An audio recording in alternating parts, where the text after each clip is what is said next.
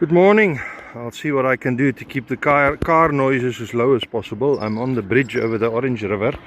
Starting at the Vaal Dam. The Vaal Dam this week announced that it has dropped below 100% for the first time. 11 days short of making a full year over 100%, and it's over 100% again. So it was below 100% for 2 or 3 days, something like that. It's again over 100%, so good news there. Inflows are normal, outflows are normal. And then Bloemhof is at 94% with in and outflows also normal. There's some anomaly at Gamagara. It's showing 790 cubic meters per second. It doesn't correlate with any of the other measurements on the dams or in the rivers, so I don't know about that. Then the big news at the stage on the water, where this water is coming from, is from the Orange River side.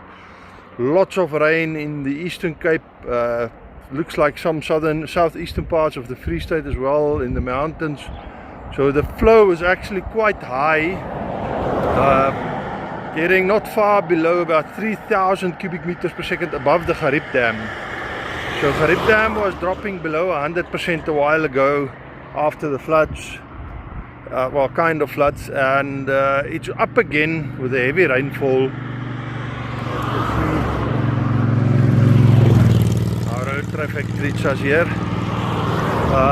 and the flows above Gariep Dam was quite high. It has since started dropping down as the dam was climbing. The bulk of the dam reduced the outflow to I think the peak was around 1,350, and that peak was about yesterday. So the inflow started dropping from the high level. Yesterday it reached 1,300. This morning it's about 1,270. And the outflow has been rising steadily and met that point now. So it'll probably just stabilize where it is at 1,300 and then start dropping. And probably this morning it already started dropping. So the peak outflow 113 is going to Van der Kloof.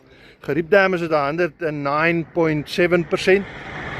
And Van der Kloof Dam was didn't drop below 100%, or just touched around 100%, started climbing again. It is now at 107.24%, and the inflow is the outflow from yesterday from Gariep Dam, 1,300. As the dam is still absorbing that volume in its bulk, we'll have to see where it reached, probably around outflow or a level of about 109%.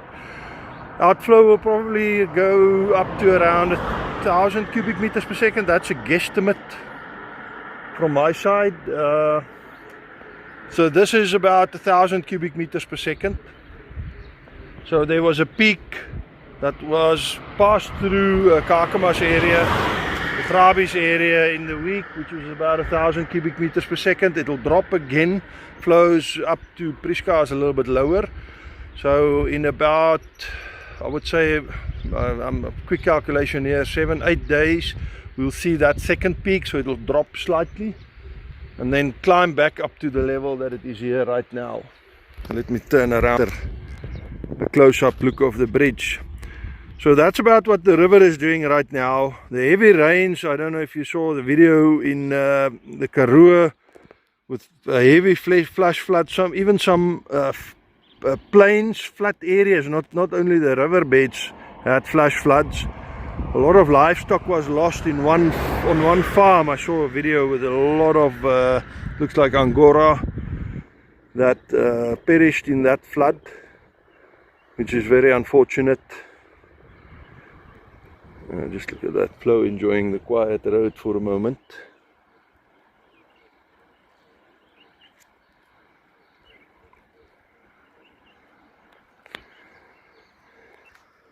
I don't think we'll get heavy rains from now on in. I think that's the end of the rainy season for the catchment area. The dams are full, so more localized, shorter term rainfall, like what happened in the Eastern Cape and north of the Eastern Cape and the Lesotho Mountains, had quite a big impact.